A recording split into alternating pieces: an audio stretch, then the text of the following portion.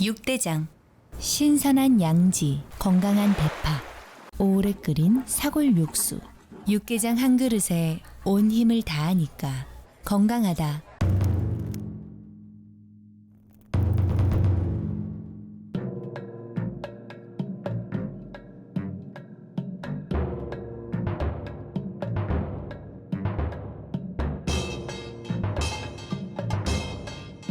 육개장은 육대장. 사랑이 샘솟고 웃음꽃 가득한 5월을 라디오 서울이 함께합니다.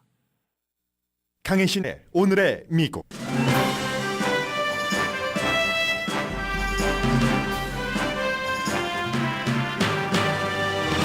연방 하원이 예상했던 대로 채무 상한선 협상안을 통과시킴으로써 미국은 채무 불이행을 피하게 됐습니다. 민주당과 공화당 소속 4명의 한인 연방 하원 의원도 모두 이 법안에 찬성했습니다. 상원에서의 통과는 보장된 것으로 파악됩니다. 재정 책임 법안이라는 이름의 채무 상한선을 올리는 안이 압도적인 표 차이로 통과됨으로써 케빈 맥카티 공화당 하원 의장은 크게 승리했습니다. 법안이 통과되기까지 굴곡과 반전이 있었고 목소리 작은 그룹이 이겼습니다. 자신이 갖고 있는 기밀 문서를 백악관에서 나오기 전에 해제하지 않은 게 후회된다고 말하는 트럼프 전 대통령의 육성을 검사가 입수한 것으로 전해졌습니다. 이는 갖고 있던 모든 문서는 이미 기밀 해제됐다는 지금까지의 트럼프 전 대통령의 주장과 반대되고 특별검사가 기소할 주요 요건이 됩니다. 트럼프 전 대통령과 디센티스 후보 사이의 공격은 강해지면서 바이든과 민주당만 좋게 됐습니다. 아마존이 알렉사와 초인종 서비스 링과 관련해 3천만 달러를 배상하게 됐습니다. 아마존 링 직원은 링 제품으로 최소한 81명 여성의 사생활을 침해했습니다. 시애틀에 있는 아마존 본사에서는 대대적인 파업이 있었습니다. 시위 이슈는 기후변화와 사무실로 돌아오도록 하는 의무조항 때문입니다. 메타가 캘리포니아주가 광고 수익에 대한 세금 법안을 통과시키면 캘리포니아주에서는 뉴스를 공급하지 않는다고 밝혔습니다. 북한의 김여정 노동당 부부장이 북한의 군사위성 발사를 비난한 미국을 비난했습니다. 지들은 하면서 남은 못하게 한다는 조폭과 같은 발상이라는 비난입니다. 여러분 안녕하십니까? 오늘의 미국 강혜신입니다. 목소리 큰 사람이 이기는 그 현대 사회에서 목소리가 작거나 조용하거나 그저 침묵하는 다수가 의회에서 이겼습니다. 대체로 이런 사람들은 중도 성향입니다. 그리고 결정적으로 힘을 발휘해야지 될 때 한 표를 던져서 결과를 만들어내는 사람들입니다. 재정 책임 법안 이라는 채무불이행을 막는 채무상한선 협상안을 통과시키는 그 안이 예상했었던 그대로, 그런데 이제 예상보다 그 찬성표는 무척 많이 나온 편입니다. 314 찬성, 반대가 117, 435명이니까 공화당에서 2명, 민주당에서 2명, 항상 사람이 많다 보면 뭐 투표에 참여할 수 없는 이유는 생기잖아요. 양당 모두에서 반대표가 많이 나왔고 앞서 말씀드린 것처럼 공화당 상원 의원 2명, 공화당 한인 그 연방 하원 의원 2명과 민주당인 한인 연방 그 하원 의원 2명도 모두 찬성표를 던졌습니다. 공화당에서 149명이 찬성을 했습니다. 그러면 전체적으로 222명이니까 3분의 2가 찬성을 하고 3분의 1만 이탈했다는 얘기입니다. 민주당에서는 165명이 찬성을 했습니다. 213명 가운데서요. 뭐 반대로 말하면 조금 다르게 말하면 민주당이 찬성표가 더 높았던 겁니다.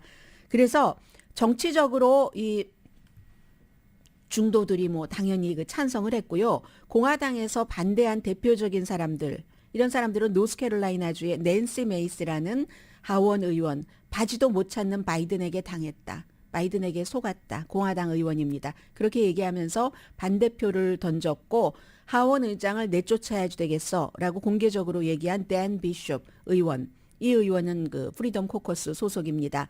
그리고 프리덤 코커스의 지금 의장인 스캇 페리, 펜실베니아의 하원 의원을 포함해서 많은 텍사스의 칩 로이라든가 뭐 맷 게이츠라든가 폴 고사 애리조나의 이런 프리덤 코커스 의원들이 대대적으로 반대표를 던졌습니다.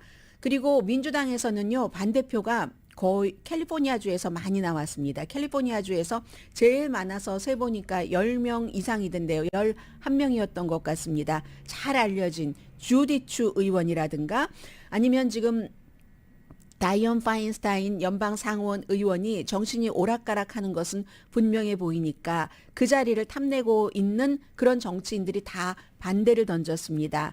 뭐 바브라 리라든가 아니면 뭐 케이티 포터 뭐 이런 사람들, 그리고 뉴욕에서 알렉산드리아 오카시오 코르테스처럼 뭐 민주당의 프리덤 코커스와 비슷한 그런 프로그레시브 코커스의 멤버들이 많이 반대표를 던졌습니다. 다이언 파인스타인 연방 상원 의원의 자리를 노리는 정치인들이 반대표를 던졌다는 것은 그만큼 진보잖아요. 진보적인 것, 어떻게 빈곤층에 대한 혜택을 줄일 수가 있겠어 하는 것이고, 공화당에서 반대표를 던진 사람들은 아니 그렇게 무책임하게 지출을 하는데 지출을 더 줄여야지 된단 말이야, 이런 소리입니다. 바이든 대통령은 케빈 맥카시 하원 의장에게 참 고맙다라고 얘기를 했고, 양측 모두 원하는 것을 다 가질 수는 없다. 그러나 정부를 운영하는 데는 그 책임이 따라야지 되고, 이번 결과는 선의로 정부를 운영하는 것이고 정부 운영이라는 그 통치의 책임을 진 것이다. 찬성한 그 정치인들도요 다 만족하는 건 아닙니다. 그러나 이제 대의로 볼 때 이러저러한 이유도 많고 본인도 뭐 지역구에 이런저런 문제 이런 것이 있지만 결국은 최종적으로 끝에 올라가면 미국이 채무 불이행이 되면은 국가가 뭐가 되는가? 국가를 제일 위에 놓은 불만스러우면서도 이제 그 찬성표를 던진 의원들이 많고 그 의원들이 불만하면서도 찬성표를 던지게 된 데까지는 지도자의 힘이 큰 거죠. 공화당의 케빈 맥카티 그리고 민주당의 하킴 제프리스 이런 그 당의 대표들이 의원들을 설득을 시킨 거죠. 계속 뭐 전화도 하고 컨퍼런스 콜 하면서 케빈 맥카티 하원 의장이 일단은 뭐 성공했다고 볼 수 있죠. 왜냐하면 가장 큰 반대는 지금 공화당을 좌지우지하는 한 50명 정도 되는 프리덤 코커스에서 나왔으니까 역사를 만들었다 이렇게 얘기를 했습니다. 또 케빈 맥카티 그 하원 의장을 끌어내리겠다 이렇게 소리쳤었던 사람도 뭐 끌어내릴 만한 숫자가 돼야지 끌어내리는 거죠. 그런 험한 말을 하던 의원들도 중간에 어제 저녁부터는 뭐 로스앤젤레스 시간으로 저녁쯤에 투표가 최종적인 결과가 나왔는데 그때쯤은 마음을 바꿔서 이제 3분의 2 공화당의 3분의 2 찬성표를 던졌고요. 그리고 또 하원 의장을 바이든 대통령에게 너무 많은 것을 양보했다면서 저 사람 갈아치워야지 돼라고 얘기하면서도 대안이 있어야 말이죠. 그럼 누구야? 케빈 맥카티가 아니면 이런 대안도 없었고 같은 공화당 의원들 가운데서 호응도 숫자가 안 나왔습니다. 이로써 하원 의장에게는 일단은 큰 승리라고 보고요. 그럼 여기서 우리가 무슨 뭐 채무 상한선이 이렇고 뭐 재정적인 책임 법안이 이렇고 이러면 재미없잖아요. 이 안에 다 인생이 들어있고 밀고 당기고 하면서 선의의 목표로 향해서 결과를 이뤄내는 그런 것 때문에 뉴스를 많이 보고 듣고 하시는 것 아니겠어요? 하킴 제프리스 민주당의 상원 대표의 말처럼 민주당이 공화당 의장을 정치적으로 구했다 하는 말 맞습니다. 왜냐하면 민주당이 160몇 표, 공화당이 140몇 표, 합쳐서 317표가 나왔으니까 이게 하원 의장에게 너무 중요한 것이었는데 공화당, 민주당이 많이 표를 줬잖아요. 더군다나 민주당에서는 이렇게 법안이 만들어지고 할 때는 상상하지도 못한 그 법안 자체와는 전혀 연관이 없는 것 같은 것들이 많이 들어가죠. 그런 것들이 이제 설득시키고 찬성표를 이끌어내기 위해서 웨스트 버지니아의 뭐 마운튼 밸리 천연 가스 파이프라인이 승인하는 것도 들어가 있거든요, 여기에. 그러니까 웨스트 버지니아의 표를 받기 위해서 그러는 거죠. 하원 의원이나 상원 의원. 그리고는 이제 일하는 나이를 민주당으로서는 뭐 50세에서 푸드 스탬프 받으려면은 54세로 올린 것. 이것도 캘리포니아주의 많은 하원 의원들이 반대한 가장 중요한 이유입니다. 75만 명 정도가 푸드 스탬프 혜택을 잃어버릴 수 있습니다. 이 조항 때문에. 그리고 또 뭐 국세청에 배당됐었던 뭐 800억 달러의 일부를 삭감을 하는 것. 이건 이제 케빈 맥카시는 잘했다라고 얘기하지만 왜냐하면 부자들을 쫓아갈 것이기 때문에. 그런데 사실은 그 돈이 어디에 쓰여지느냐. 결국은 메디케이드라든가 아니면 다른 의료에 관해서 그쪽으로 배당이 돌아가거든요. 그러니까 바이든도 이 부분에 대해서는 크게 잃을 바는 없는 것이고. 그리고 또 뭐가 있나요? 그러면 민주당이 이렇게 하원 의장 케빈 맥카시를 구해줬는데 아무것도 안 받고 구해줬을까요? 바보죠. 더군다나 정치계에서 그랬을 리는 없으리라고 생각이 됩니다. 항상 정치인들이 이 사람들 앞에서 보이는 데서 하는 것과 뒤에서 하는 것이 따로 있죠. 여름이 됐건 가을이 됐건 아주 애매하게 공화당 쪽으로 갈 수도 있고 민주당 쪽으로 갈 수도 있는데 지도부의 지도자가 좀 살짝 밀어주고 도와주면 저쪽으로 갈 수도 있고 하는 이런 것들이 있잖아요. 하킴 제프리스는 아마도 케빈 맥카시에게 그런 약속을 받았을 겁니다. 뒤에서. 약속을 받고 안 지키면 그 다음엔 배신하는 거죠. 다음에는 그 사람과 일할 수 없는 거죠. 서약을 아마 받았을 겁니다. 뭐 선거구 재조정이라든가 공화당에서 조금 양보해도 공화당 의원들이 완전히 들고 일어나지는 않을 정도의 어떤 것. 양당 대표끼리 뒤에서 할 수 있는 일을 했다고 보여집니다. 그러면 이게 끝이 아니지 않느냐. 6월 5일이 다음 주 월요일인데 상원은 어떻게 되는가? 상원에서도 반대하는 의원들이 있습니다. 그러나 하원과 마찬가지로 상원은 조금 더 어른스럽기 때문에 반대하는 목소리들이 있지만 하원처럼 대대적인 것은 아니고 그 정도로 시끄럽게 반대하지는 않습니다.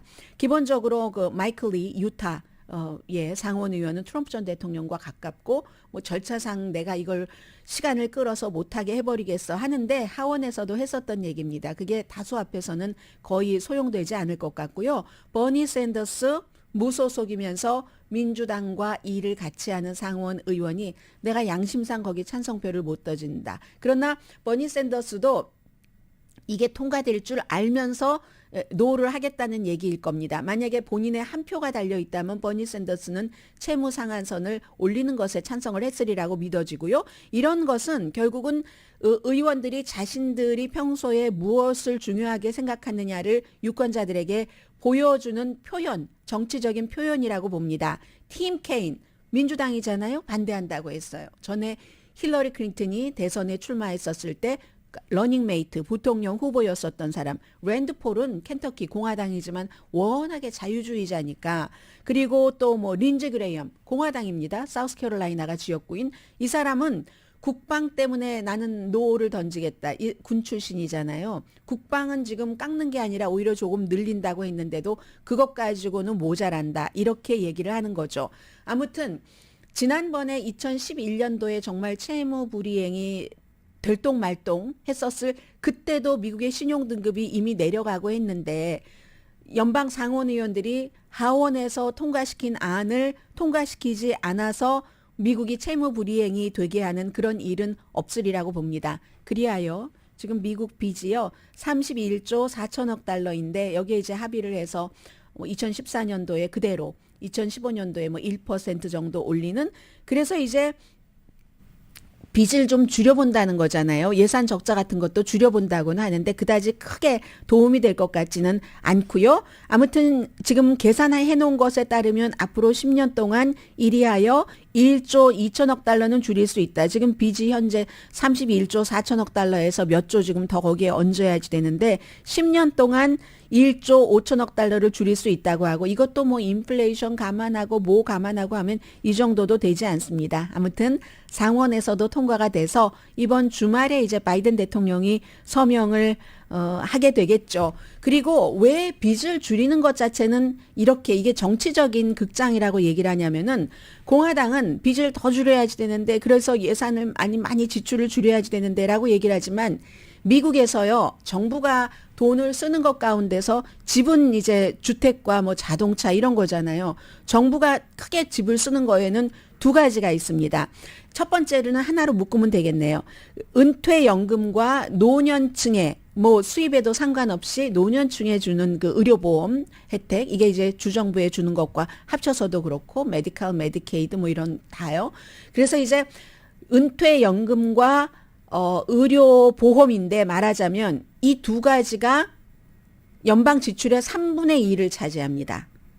그리고 두 번째로 많은 그 그룹이 연방 지출이 많은 게 세금으로 이제 뭐 수입이 들어오고 뭐 어쩌고 저쩌고 하는 뭐 이런 그 부분인데 미국은요, 세금은 다른 부자 나라에 비해서 GDP 대비 굉장히 작습니다. 들어오는 것은 작고 이렇게 지출은 은퇴연금 넘버 원, 넘버 투, 노년층의 의료보험 이게 두 가지가 3분의 1을 차지하는데 들어오는 돈이 적어요. 다른 부자 나라보다. 그러는데 이번에 뭐 재정 책임 법안이요? 재정 책임 법안이라고 이름이 붙여졌는데 이 두 가지를 전혀 손대지 않았잖아요. 은퇴연금도 노년층의 의료보험 커버도 줄이지 않았고 그렇다고 민주당이 원하는 부자들에 대한 세금을 올려야지 하는 것도 전혀 이번에 손질을 하지 못했습니다. 그러니까 이걸 정치극장이라고 두 가지가 다 빠졌으니까 그렇게 부를 수 있는 거고요. 아무튼 바이든도 이겼고 케빈 맥카티도 이겼고 부분적으로 진 부분도 있고 드라마인데 정치극장인데 정치극장 유명한 드라마치고 아주 확실하게 깨끗하게 그 결론이 나서 끝나는 거 보셨습니까?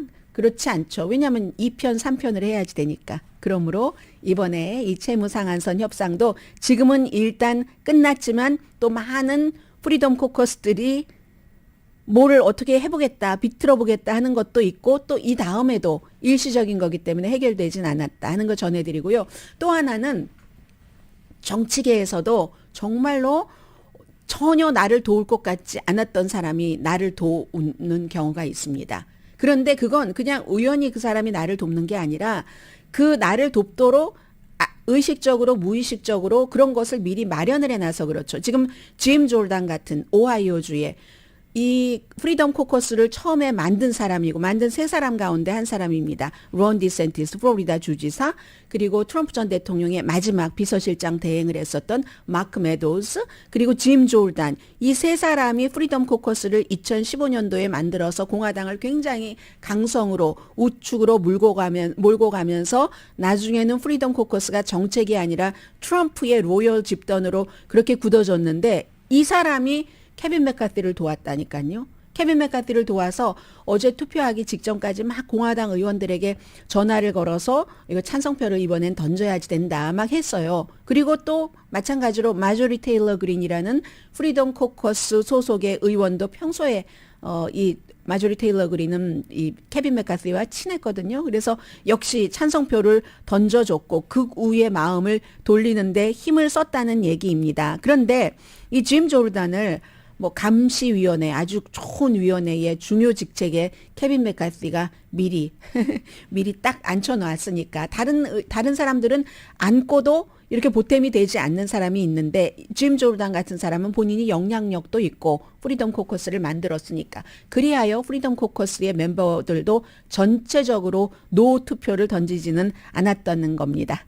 아무튼 상원에서의 오늘 아마 뭐 투표를 한다고 하고 척 슈머 상원은 민주당이 다수당이니까요. 척 슈머 민주당의 대표도 그렇고 케빈 맥카티 공화당의 대표도 그렇고 척 슈머가 좀 전에 한 얘기가 통과될 때까지 계속 세션 이어간다. 투표해서 만약에 실패하잖아요. 그러면 이제 또다시 투표하고 투표해서 실패하면 또다시 투표하고 지금 얘기하잖아요. 네. And any change to this bill that forces us to send it back to the House would be entirely unacceptable. It would almost guarantee. 이것을 통과시키는 것을 연기하면 왜 의원들이 본인들이 주장하는 바에 따라서 마이클 리 의원이라든가 이런 사람들이 계속 뭐 이렇고 연기를 하면은 무척 위험하다라는 얘기를 했습니다. 그리하여 제가 상원에서도 통과가 보장이 됐다라고 말씀을 드린 겁니다.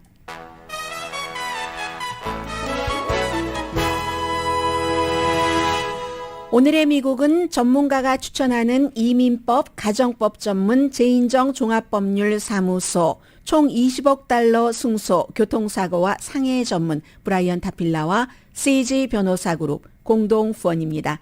잠시 뒤에는 또 재미있는 얘기, 정치로 보지 마시고요. 굉장히 재미있는 스토리 전해드립니다.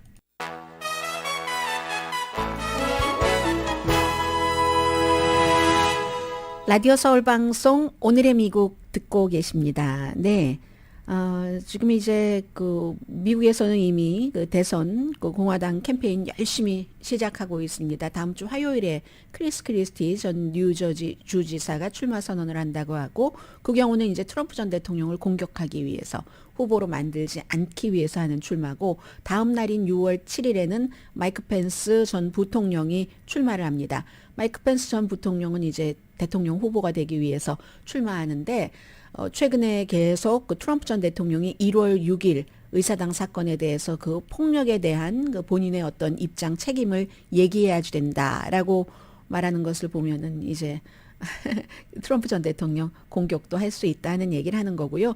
어제는 론 디센티스 플로리다 주지사가 아이오와주에 갔고, 이 예비선거를 먼저 치르는 곳이니까요. 그리고 오늘은 이제 트럼프 전 대통령이 갑니다. 한 번 간 게 아니에요. 이 두 사람이 여러 번 가서, 왜 처음에 이제 기선을 잡기 위해서 다니는 거죠. 그런데 트럼프 전 대통령이 이제 여러 가지 케이스가 있는데, 그 가운데서도 곧 끝날 것으로 알려진 마랄라고의 기밀 문서를 가지고 간 것 특별검사 잭 스미스가 수사하고 있습니다. 기소를 할지 기소를 하지 않을지를 이제 결정을 해야지 되는데, 거기에 대해서 좀 결정적인 단서가 나왔답니다.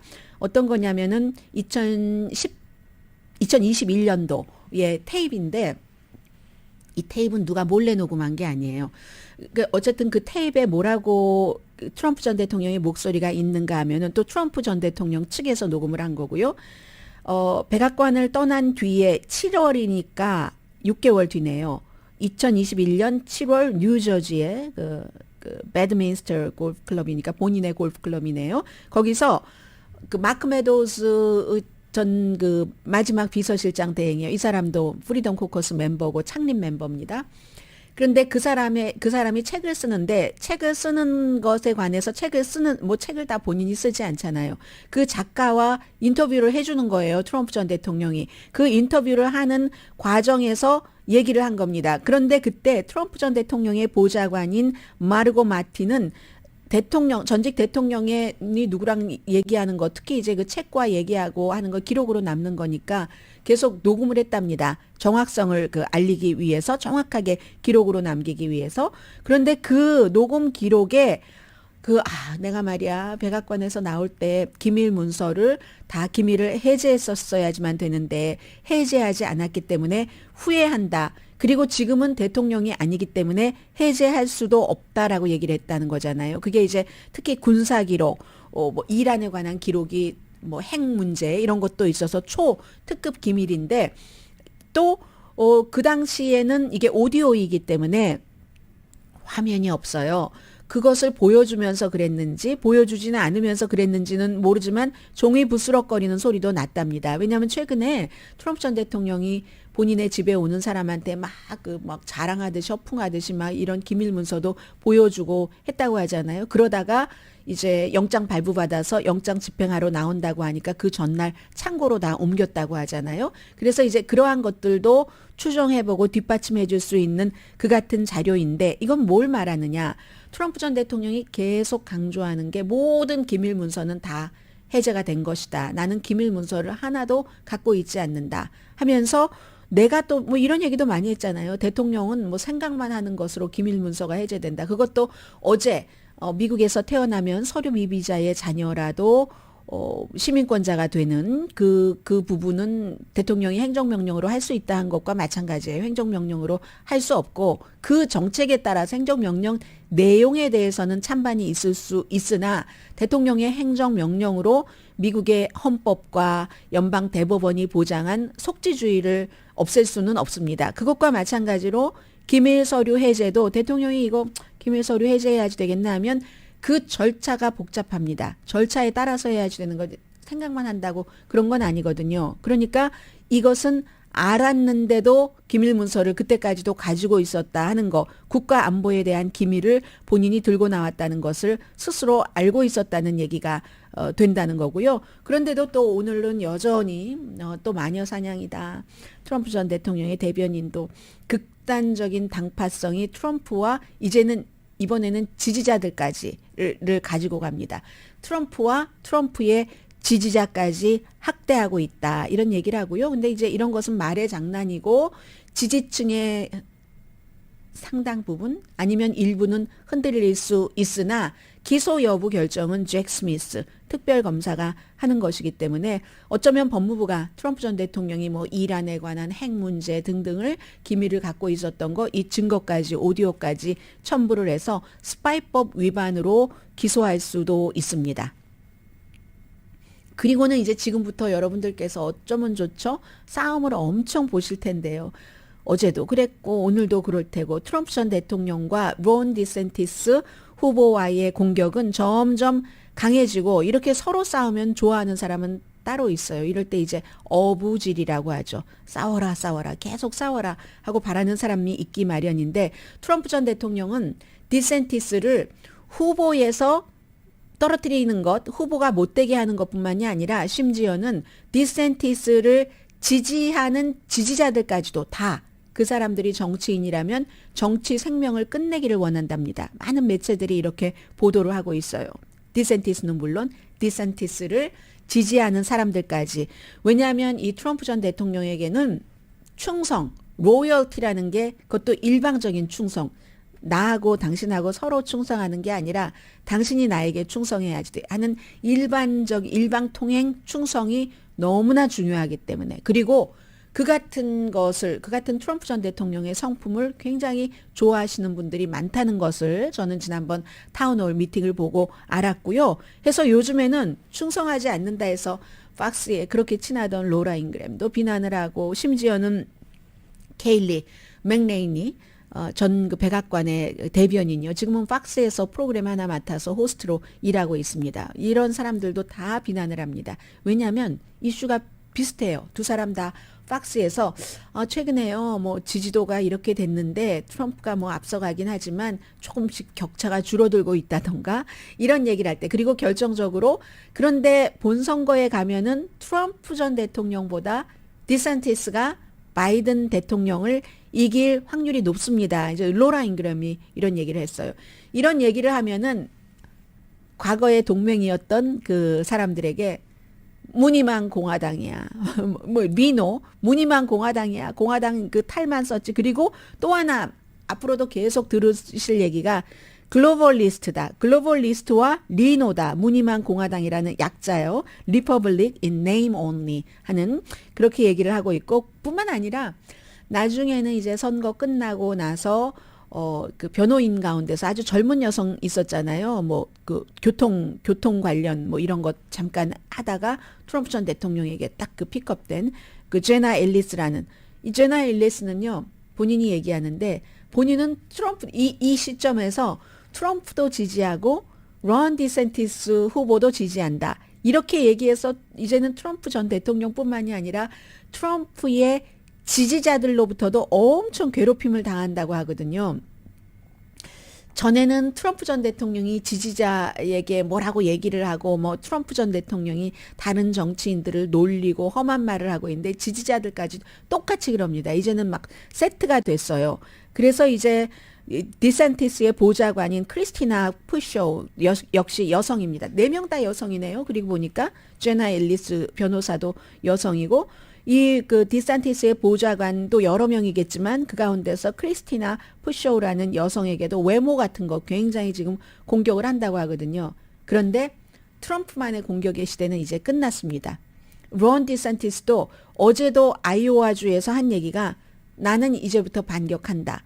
그전에는 몇 개월 동안 내가 그 대선 출마 선언을 하지 않았으니까 이렇게 얘기를 하면서 트럼프 전 대통령의 공약, 정책, 특히 당선 가능성에 의문을 품고 얘기를 합니다.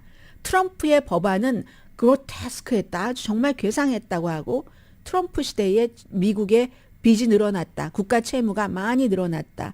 트럼프가 디즈니 편에 서서 괴상한 주장을 한다. 트럼프의 내가 플로리다주에서 코비드 정책을 잘못했다는 비난은 너무 우스꽝스럽다. 지는 나보다 더 했으면서 뭐 이런 얘기예요. 이상하고 괴상하고 어리석다. 제가 당신은 자기는 이런 말 대신에 오늘 뭐 지네들은 하면서 북한이 미국이 할 때 이런 얘기를 한 것은 뉘앙스 자체를 전달드리기 위해서 한 겁니다. 표준어를 몰라서는 아니고요. 해서 나는 이런 트럼프의 이상하고 괴상하고 어리석은 나에 대한 비난에 대해서 이제부터는 반격할 것이다. 특히 비폭력 그 범죄자가 감옥에 갇혀 있는 것이 부당하다면서 트럼프 전 대통령이 많은 사람을 풀어주는 법안에 찬성표를 던진 것, 이것에 대해서 굉장히 그 비난을 했고요. 그리고 이제 재선 가능성 가장 많이 얘기하는 거고 또 하나가 있습니다. 디산티스는 44살이에요. 트럼프 전 대통령은 78살. 게다 대고 대통령을 한 번 했잖아요. 미국 헌법이 2번 이상은 대통령을 할 수 없게 돼 있습니다. 그래서 어떤 대통령 과거에도 한 사람이 있었고 비교적 최근에도 한 사람이 있었고 뭐 헌법을 바꿔서라도 3선을 뭐 이렇게 얘기했는데 절대로 될 수 없는 일이잖아요. 트럼프 전 대통령은 설령 대통령이 된다 할지라도 2번이기 때문에 4년밖에 못한다. 나는 대통령이 되면은 8년을 할 수 있고 내가 8년 할 수 있다는 것은 미국의 정책을 더 보수 쪽으로 8년 동안 잘 다져갈 수 있다는 거다. 이런 얘기를 굉장히 많이 하고 있습니다. 그러니까 지금 이제 오늘은 트럼프 전 대통령이 또 어제 디산티스 후보가 갔었던 아이오와주에 가거든요. 얼마나 또 여기에 대해서 비난을 하겠습니까? 그러면 누가 좋아할까요? 바이든과 민주당이 좋아하죠. 그 비난의 수위가 너무 높아지면 항상 우리가 선거를 치를 때마다 겪는 겁니다. 작은 선거는 상관이 없지만 대통령 선거처럼 큰 것은 항상 예비선거에서 진 사람이 같은 당이니까 이긴 그 후보를 막 손을 들어주고 하잖아요. 그런데 너무나 비난이 오랜 기간 동안 치열하면은 그렇게 하기가 조금 쑥스럽고요. 그리고 해도 별로 유권자들에게 다가가지 않습니다. 그런데 이 경우는요. 만약에 트럼프 전 대통령이 아니라 이러저러한 일로 론 디산티스가 공화당의 대선 후보가 됐다 할 때 트럼프 전 대통령이 지지할까요? 지지하기에는 너무 험한 말들도 오고 갔지만 트럼프 전 대통령의 성격으로는 지지하지 않을 가능성이 높다고 전문가들이 보고 있는 겁니다. 그렇게 될 때는 이 바이든 대통령과 겨뤄서 오히려 바이든 대통령은 트럼프 전 대통령보다 디산티스 후보를 더 경계하지 않겠어요? 모든 여론조사가 지금 그렇게 나오고 있으니까 본선거에 가면은 온건한 사람들이 트럼프의 그 여러 가지를 성품 같은 것을 싫어하는 사람들이 많아서 그래서 바이든은 디산티스를 조금 더 불편해하는데 그때 디산티스가 같이 겨뤘었던 트럼프의 전폭적인 지지를 받지 못하면 그것은 투표에 영향을 미친다는 거죠. 그래서 바이든이 좋아하고 그리고 민주당이 좋아한다는 말씀 드렸습니다. 잠시 뒤에 지금 중요한 회사들 다 들어가 있네요. 아마존, 메타, 뭐 이런 그 회사들이요. 잠시 뒤에 뭐 도너츠 회사도 들어가야지 되겠네요. 잠시 뒤에 뵙겠습니다.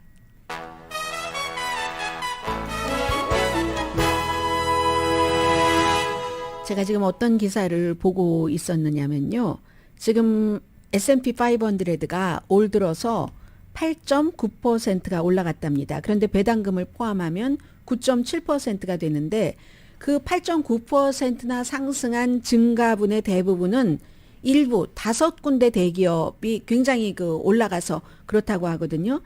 빅5가 애플 36% 올라갔습니다. 오래 가지고 계신 분들 좋으시겠어요? 마이크로소프트 37% 요즘 뭐 AI에 많이 투자하니까 구글의 모 회사 알파벳이 39% 아마존 말씀은 조금 뒤에 또 드리겠습니다만은 44% 플러스 AI 그 다국적 기업 해서 캘리포니아의 산타클라라에 그 본사가 있는 엔비디아 N하고 VI, DI 그 A 이 엔비디아 AI가 159%가 올라갔답니다. 만약에 이런 5군데 회사가 없었으면 올해 S&P 500가 8.9% 상승이 아니라 1.5% 상승에 그쳤을 것이다. 지금 그런 얘기를 하고 있네요. 네, 뭐 주식시장은 그럴 수가 있죠. 그리고 아마존, 제가 이 기사를 보면서 많은 매체에서 기사를 처음에 혼돈했어요. 뭐 이상하다 했는데 두 가지인 겁니다. 아마존이 결국은 아마존이라는 회사가 3천만 달러를 뭐 배상금, 합의금 쪽으로 내놔야지 되는 건데, 하나는 알파벳이 왜 나오죠 여기에? 알렉사. 제가 잘 안 쓰는 피아노 위에 얹어만 두고 안 쓰는 알렉사와, 그리고 그 링이요, 그 벨, 초인종 이렇게 사람 이렇게 보이고 하는 그 링 시스템, 이 두 가지인데, 우선 알렉사 점잖은 것부터 말씀드리자면은 알렉사를 80만 명 이상의 어린이들이 알렉사 어카운트가 있답니다. 그런데 13살 미만의 어린이들이요.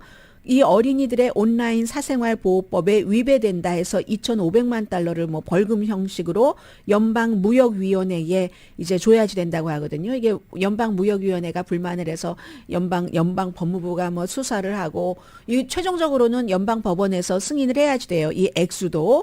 왜냐하면 어린이들이 뭐 이렇게 물어보고 막 하잖아요. 그럴 때 부모들이 목소리라든가 여러 가지를 다 그 데이터를 제거해달라고 수없이 요청을 했는데도 아마존 같은 데서는, 이 알렉사 같은 데서는 데이터를 축적하는 게 자산이잖아요. 그래서 아무리 어린이들 사생활 보호법이라는 게 있으니까 빼주세요 했어도 전혀 요청을 듣지 않았다는 얘기입니다. 그래서 이제 아마존이 프라이버시보다 이윤을 챙기는 회사야 라고 해서 2,500만 달러 벌금을 내야지 되는 거고요. 그리고 이제 아마존의 링, R-I-N-G, 벨, 링의 직원이요, 81명의 여성과 심지어는 링의 그 직원까지 포함을 해서 여성이에요, 전부. 2017년 6월에서 8월까지 뭐 해킹을 했다던가 아니면 본인들이 어떻게 해서 그 사람들의 사생활을 엿보았답니다. 그 링의 프로그램을 통해서. 심지어는 뭐 화장실에서, 여성들 화장실에, 이거 뭐 어디서 많이 듣던 얘기 같은데요.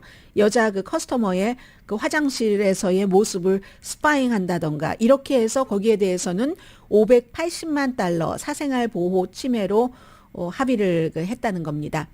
그런데요, 3천만 달러잖아요. 합치면 약. 이 3천만 달러가 아마존에는 얼마나 해가 될까?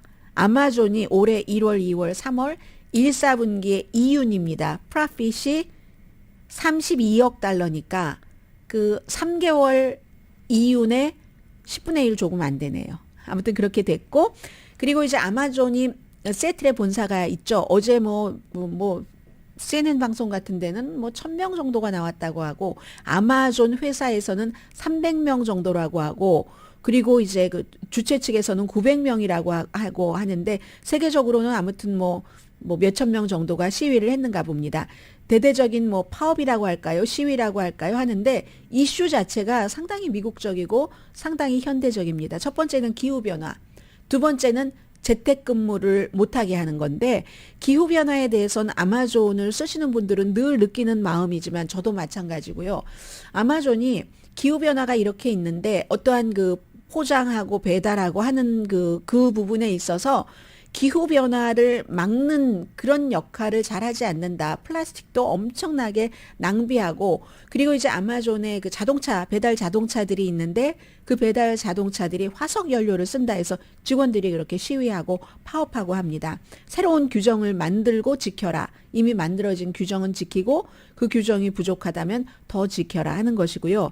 두 번째는 아마존도 이제 다른 많은 테크놀로지 회사와 마찬가지로 이 코비드가 끝나고 나서 적어도 일주일에 사흘은 와서 일해라. 이 테슬라는 나흘 아니었던가요?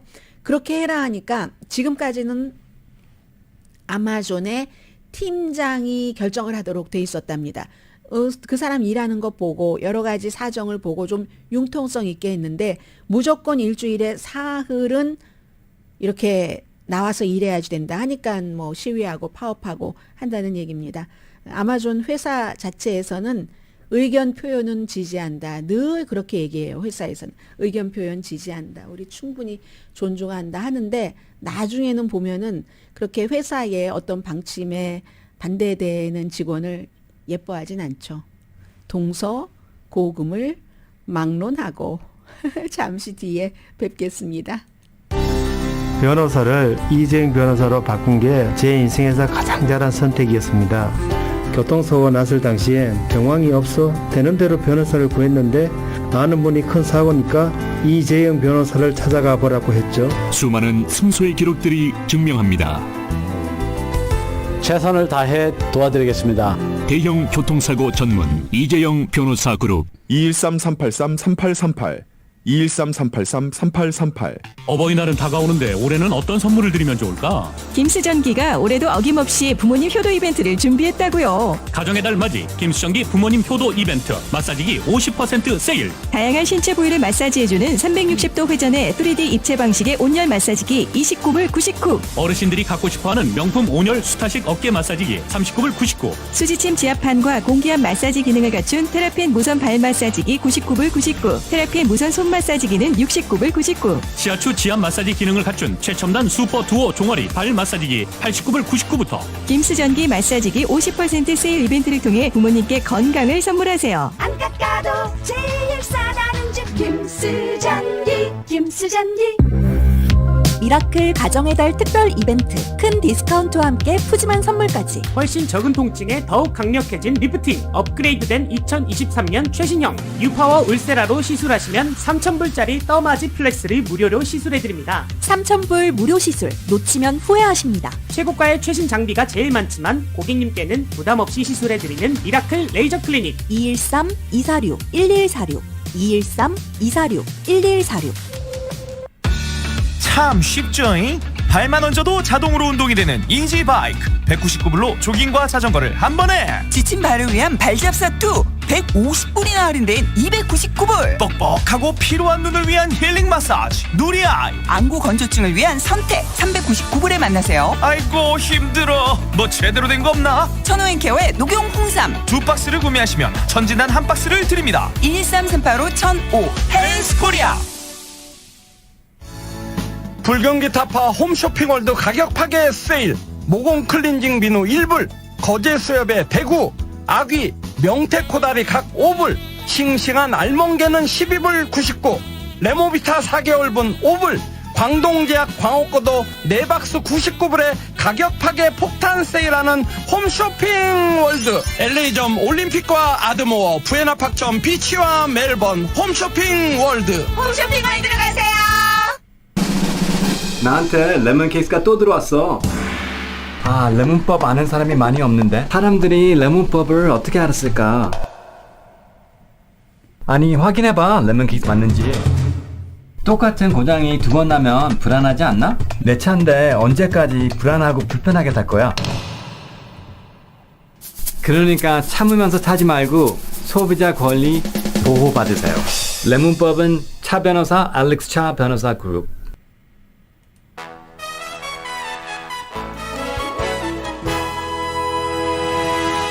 라디오 서울 방송 오늘의 미국 듣고 계십니다. 제가 이 말씀을 안 드렸네요. 메타가 캘리포니아주가 광고 수익에 대한 세금 법안을 통과시키면 캘리포니아주에서는 뉴스 공급을 하지 않겠습니다 하고 밝혔다. 이렇게 표현을 하려고 했는데요.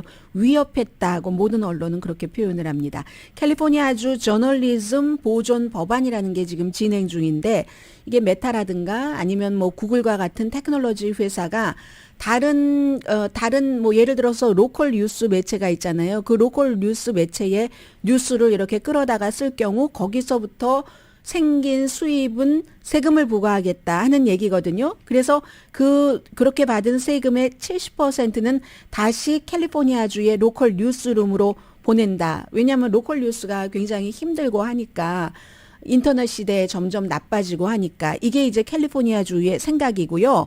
그랬더니 메타와 페이스북은 아니 우리가 올리는 게 아니라 그런 뉴스 매체에서 직접 올리기도 하는데 뭐 우리 그러면은 아예 그냥 뉴스를 없애겠어요. 빈말 아닙니다라고 얘기하는데 실제로 빈말이 아닙니다. 호주에서도 이런 일이 있었는데 그 뒤에 이제 호주가 방침을 바꿨고 이게 지금 계속 어떻게 이런 그 테크놀로지 그 매체 요즘은 사람들이 뉴스를 거의 그런 쪽에서 많이 보고 있기 때문에 가짜도 많지만 그래서 이걸 어떻게 수익과 공평하게 연결을 하는가 하는 것이 뭐 주정부 단위에서 연방정부 단위에서 테크놀로지 회사와 해보려고 하는데 정리가 안 되고 있는 과정으로 보여집니다. 그리고 오늘이 전국 도너츠의 날이래요.